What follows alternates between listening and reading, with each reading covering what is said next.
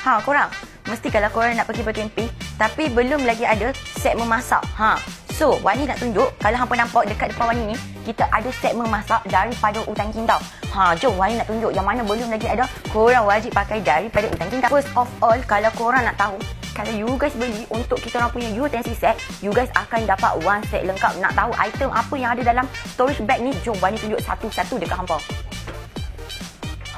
Korang nampak tak? First, yang pertama, you guys akan dapat gunting sekali dengan dia punya cover tau. You guys akan dapat pisau sekali dengan dia punya cover juga tau. Dan korang akan dapat cutting board ni sekali kita bagi full set dekat korang. So, korang dah tak perlu nak guna yang dekat rumah.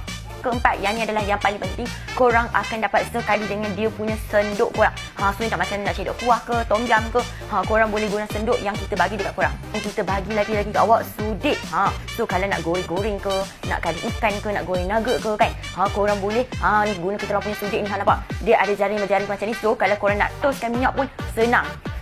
Korang dapat juga full clip tau. Nampak? Nak kepit apa-apa pun boleh, tak ada masalah. Tak ada masalah, nak bawa pun senang, ringan, kecil dan mudah. Korang nak buka tin apa-apa ke, jam ke apa susah nak buka, korang boleh buka open botol ni, kita bagi dekat korang. So kalau korang beli memang dapat banyak item dalam satu storage bag macam ni. So akak-akak, abang-abang, makcik-makcik, pakcik-pakcik, yang mana yang nak kita orang punya utensil set, hampa boleh tekan beg kuning dekat bawah, yang Wani tengah letak dekat bawah tu. Jangan lupa korang boleh grab tau. Bye.